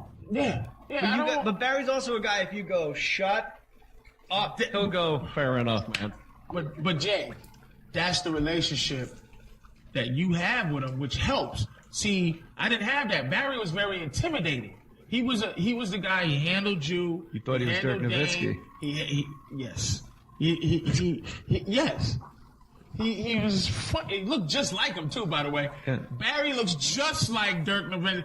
And he's 6'7". like Dirk. And he's up there in height, so people freak out. I used to feel like he used to try to be a guru with me, but He was trying to be a But guru. I avoided him when he did. Now I'm at a place where I could go, Barry, listen, just shut up. But back then, I was new, and I was like, you see, he had Red Johnny, he had Keith, he had Juan, he had you, he had everybody who was somebody in the game in New York. Chappelle. So, that's the story I heard. The Chappelle story with him. That's the one I could go back and go, this is what I heard. Whether it's true or not. I'd like to hear one. Dave's dad died. This is what I heard. And again, I think I've heard this too, but I want to hear Dave's dad died and in Ohio. Yeah. Yeah. And Dave's canceled all his upcoming shows. You're canceling your shows just because your band died? Exactly. That's the story? No. Oh. And what he did was Dave canceled all the shows, and then he told Barry, I can't do these things. And then Dave, again, this is speculation, and this is what I heard on the street. But one of my famous quotes: "Word on the street is word on the street." Word on the street is word on the street. More powerful. shut Let's up. be honest, though. Stop acting like that word on the street don't count, because you're from the street, so word on the street does. I'm saying it like it's the most reliable. It's the most reliable. Okay. If you go to school and they go, Chauncey's looking for you, guess what? Chauncey's looking for you. Right.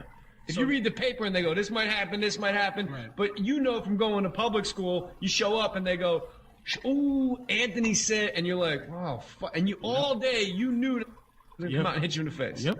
And Because someone just said it. so the word Word at on the that street time is word on the street. was that Dave was morning pulled out. Barry didn't cancel the gigs.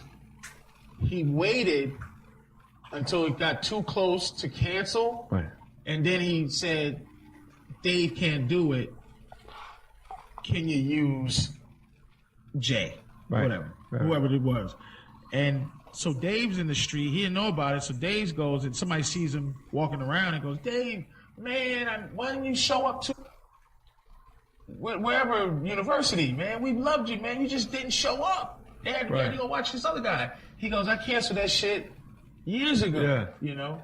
And Barry never canceled. I can see Barry, I mean, it is diabolical. That's a shitty. I mean, But I can I'm also just see a saying. manager saying, like, in the back of his mind, like, what if he needs this to come around? Because Barry didn't need Dave's 10% of University of Milwaukee, There's always some way to. but those 10% add up. I yeah, guess. there's always a way to make it look like. And the Barry had scumbag nothing to- thing right. was when you asked me that. Yeah, Jay Moore talks way too much. The framing of it is that he was a scumbag. The framing of it. It seems to me too like Yeah, for Barry, a comedian, he's not all that funny, really. he's a guy. He's good at talking, I guess. He's very polarizing. But the thing of People will fucking- if he's this way, you go like this. This is a motherfucker that like me who's having trouble with the whole system. I have a guy that I love as a person, but are we getting as many things as we can get? And I start going through this, and you go, wait a minute. If everybody feels Barry is this dude that is some scumbag, Right. why are they doing so much business with him? Like he gets business done. Right. Or Becky, he gets shit done.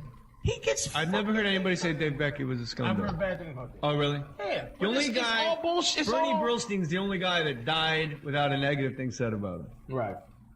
You I never heard nothing about Brillstein. Always, even Raph, the guys at my level that I would know. I never even heard that much anything really about Messina. I actually like. He's a crazy person. I went to his house because he has a wiffle ball tournament at his house, and I grew up playing wiffle ball every day. And I went in there with a chip on my shoulder, like, man, I'm gonna school these Dungeons and Dragons zeros at wiffle ball. And he had a wiffle ball stadium, and they hyped it to me. You gotta go wiffle ball stadium. And you wiffle ball is supposed to be like Bugs Bunny, like 3 miles an hour, and his big looping curveballs and shit. Right. These tape the ball and just throw it as hard as they fucking can. And you're holding that little plastic bat, and I'm going. And now I'm the new guy. I'm the interloper. I'm the brand new guy in this Patton Oswalt, David Cross world. I'm the jock. You know what I mean? And I'm the guy going, this isn't a. But they've been playing this every day for 4 years, and I show up going, what the? You don't fucking tape the ball.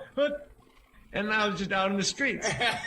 And I'm like, this would be so much more fun if it was. You came in that, like, I was ready, bro. you came in that Ain't a with mother- your mind. And Reliable beat me wiffle ball. I said that at Super Bowl last year at Radio Row, and this guy from Dallas was wearing a wiffle ball champion T-shirt. Ben and Skin is this radio show in Dallas, and he challenged me, and we cleared out a banquet room. And this, I just hit him. It was crazy.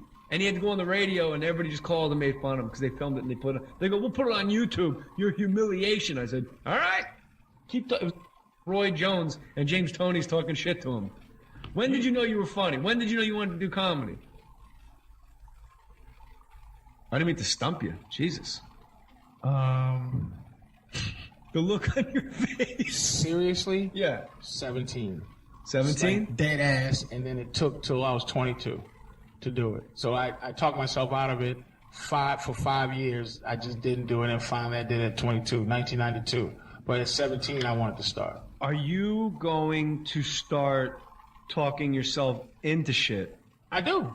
You gotta understand, dude. You're Yeah. talking to Is that true? a different dude. Wiffle ball. I think it probably plays is some he a in different dude elementary now where he school. talks himself into shit as opposed to talking Nothing himself so out of much. shit? I'm seeing that. Yeah. Yeah. Probably Good. not Better at like that. You're some too official good wiffle ball. to be a guy on the show.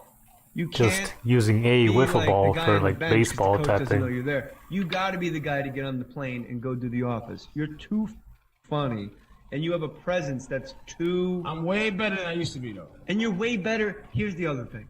And In terms of attitude, way better. this is gonna sound cocky as all, but we both know it's the reason we're in the business. Okay. You see guys on Star Search and Evening at the Improv, and you go, "I'm better than." Right.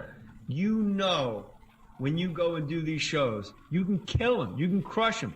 Do me a favor, and the next time they ask, get on the airplane and do the show, because you're too good not to do it.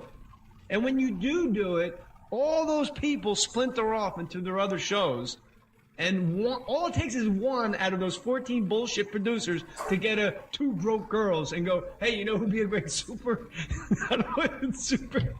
That's I felt You know who that. can play Bookman? Bookman, the new Bookman. He wouldn't do book.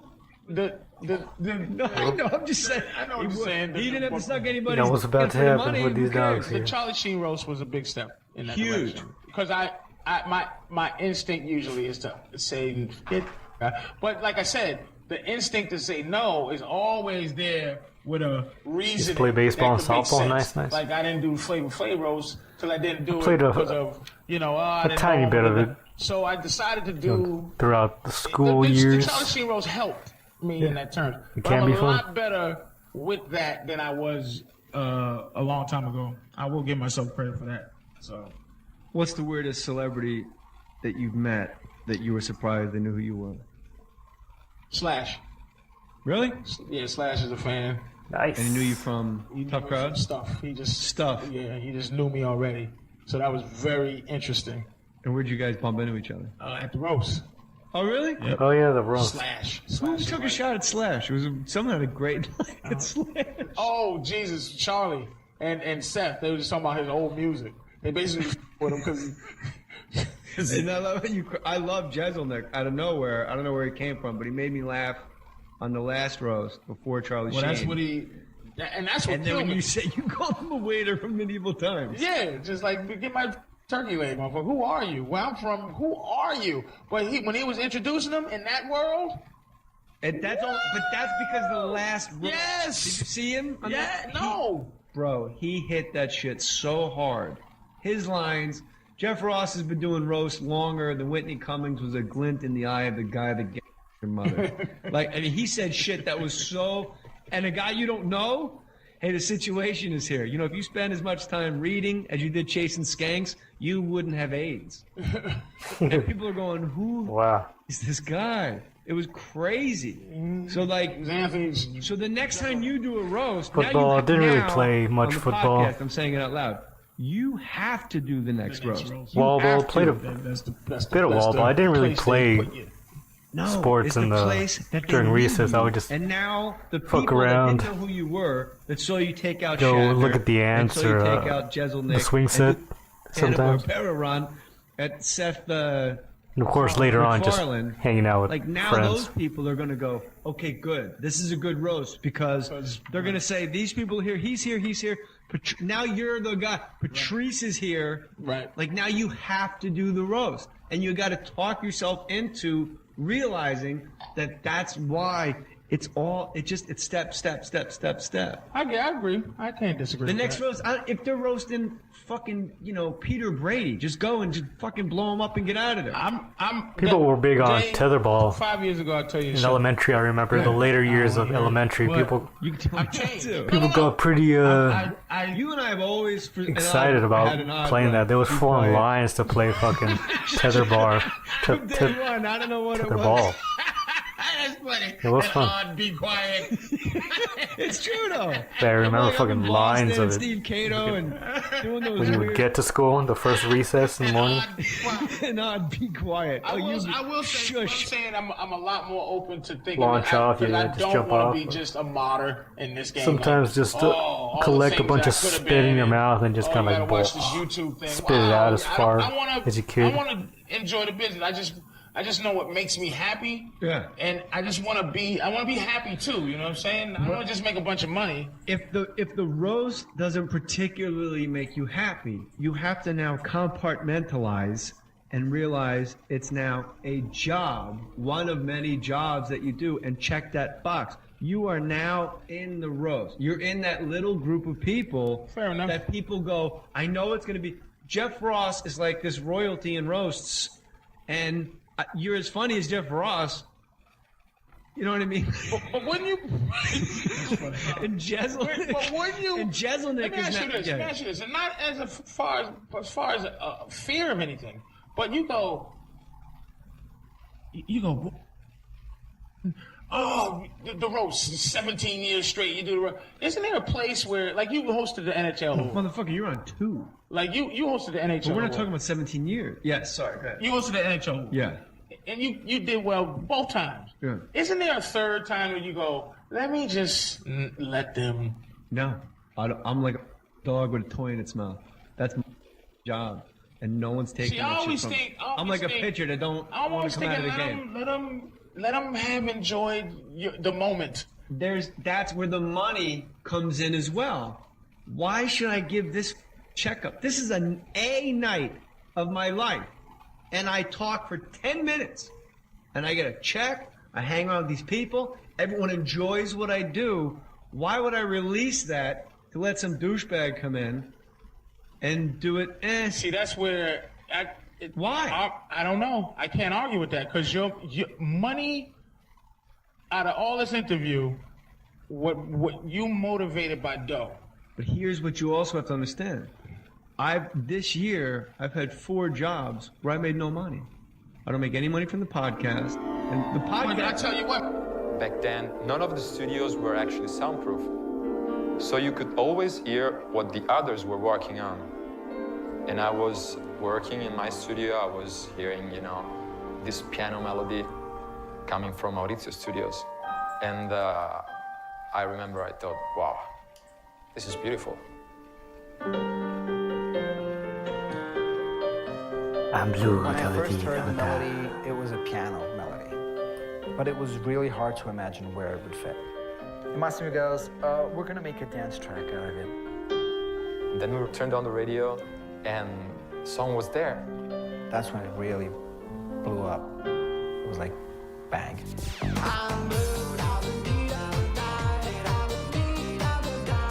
We were on stage every single day, every single countries in the world. Hold on. I think one of the first music videos I saw on YouTube was of this song, but it was like an AMV.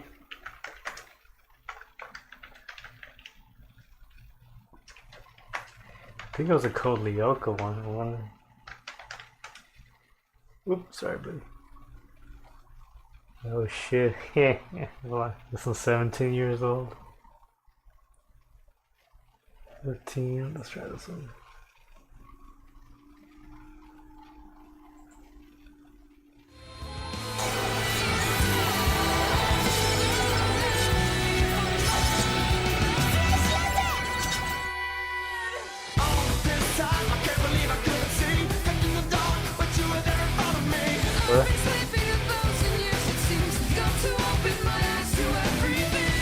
Wrong song. Oh wait. I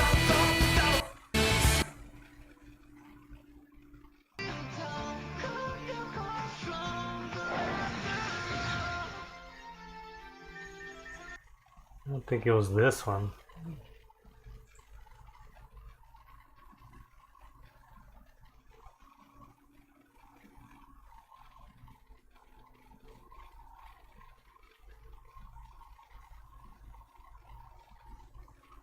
feel like there should be an older one.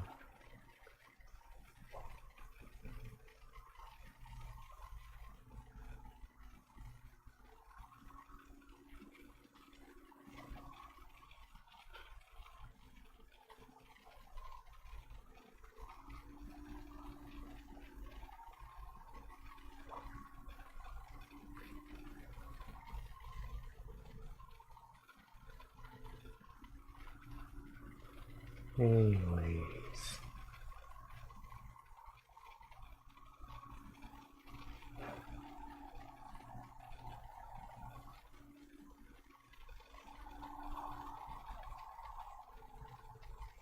Nah, can't find it.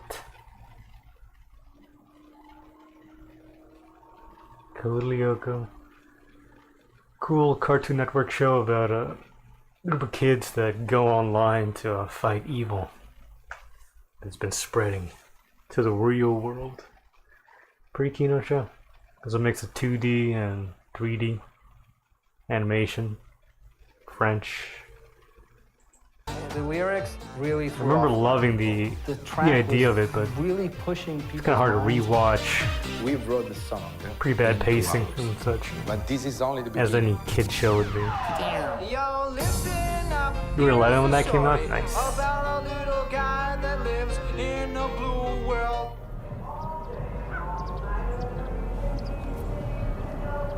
Like him, inside and outside. That's me. Can you believe it? With the mesh, you know? With this kind of eyes, unbelievable.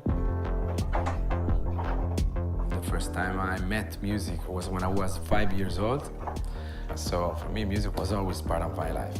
But at that time, of course, I didn't think about music as a job. You know, it was only something like a sport. You know, like I play soccer and I play piano, always playing. The first time I know something about Blisco, I was 18, and they were looking for guys like me. And that's when I first met Jeffrey.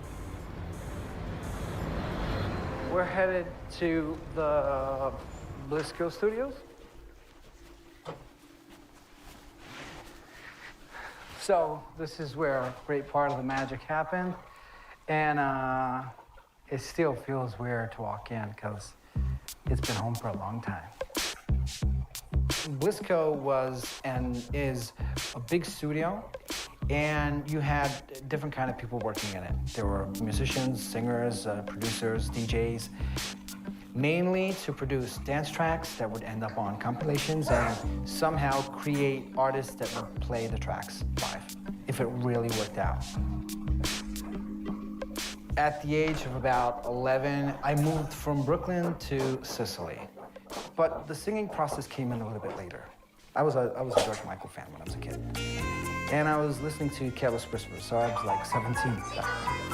And I came into Turin for a vacation. I said, the only thing I want to see is a music instrument store. And I started talking to this guy, and he goes, well, what kind of music do you produce? And I was like, you're not going to believe it. I have a tape with my song on it. So he picks up the phone, he calls Massimo Gabutti, and he says, I got someone here I think you could be interested in. So His name is Gay Booty. With a perfect English accent, perfect American For reals? accent. So, is this you? I said, yes. Come on. It was him. Gabriel came to us and said, you know, they told me you're looking for a DJ, and they said he could play as well. When I got to Blisco, I wasn't able to find the C on a keyboard. I studied music afterwards. You know, I went to Massimo and said, look, I would like to be able to make my own music. So next day, 8:30, I was there. This is what, you know, what fascinated me about the vision of Massimo. He understood the importance of a DJ inside his team. So the original Blisco was a small villa. We had a tree studio on the first floor. If you come, you could see a garden, then you could see kids going around and playing. One was Jeffrey, the other one was Mauri, the other one was Gabri, the other one was me as well. It was a very creative workspace. Also, one funny thing is that none of the studios were actually soundproof. But it turned out to be very useful because every time you heard something you like from the next door, you could join and Squeeze take part your in the bit too hard. session. And that's exactly what happened with Blue. Blue came out in this way. I was playing with these piano Rhodes, and these arpeggio. Well, the first time I heard the arpeggio of Blue, let me explain the situation. My office was nothing else than the singing booth, and it was very near Mauri's studio. Massimo, I remember that. He had to pass to my studio, even also to go to the bathroom. Come on, let's make something, just transform it in a song. In 1 hour, we have something like an arrangement. It's always time to write some lyrics. So, okay, we call Jeff. Jeff is upstairs. So I wrote like in maybe 30 to 40 minutes, 3 different lyrics to the track. I go back to the studio to the guys and I said, okay guys, I got 3 lyrics to this. There's one that's normal, one is so-so, and this is totally freaked out. Which one you want first? And Mauri goes, I want the freaked out one. The weird one is something like a color, he said. Color like what? Something like I'm blue. What? I'm blue, what means? You're sad, you're blue, the color, so you're a Smurf. You know, you have a lot Smurf. of questions you can do.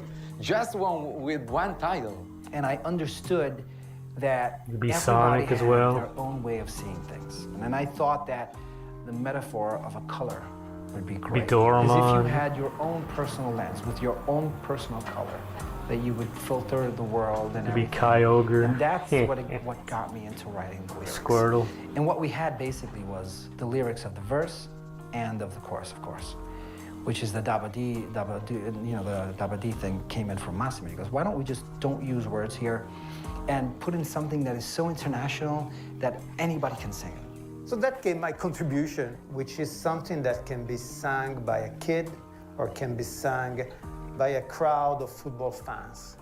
They trust me, I don't know why. And believe it or not, what you're listening to today is exactly what I recorded that day. We never sang it again. In fact, that take, exactly as it is one version, which is called dubbed version.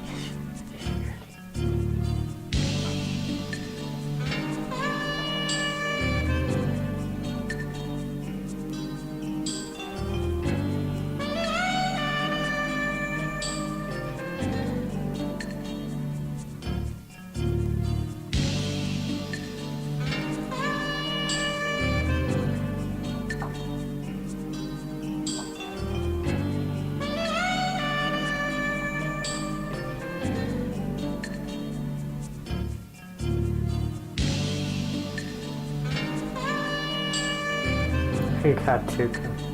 So true.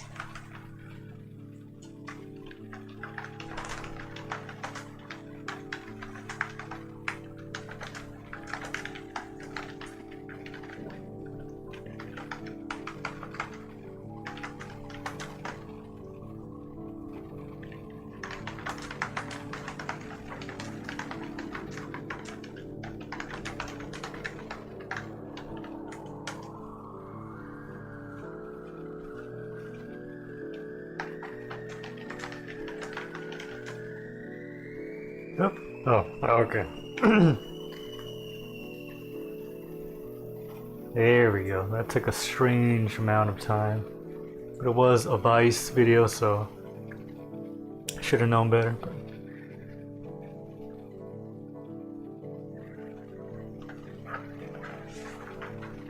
Like I said though, it's almost dinner time, so I'll wrap it up here.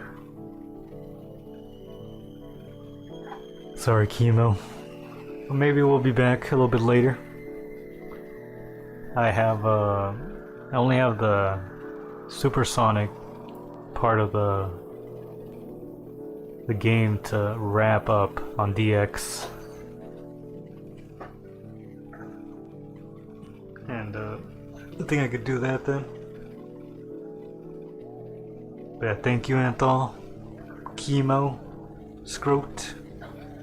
I'll see you guys later. Peace out.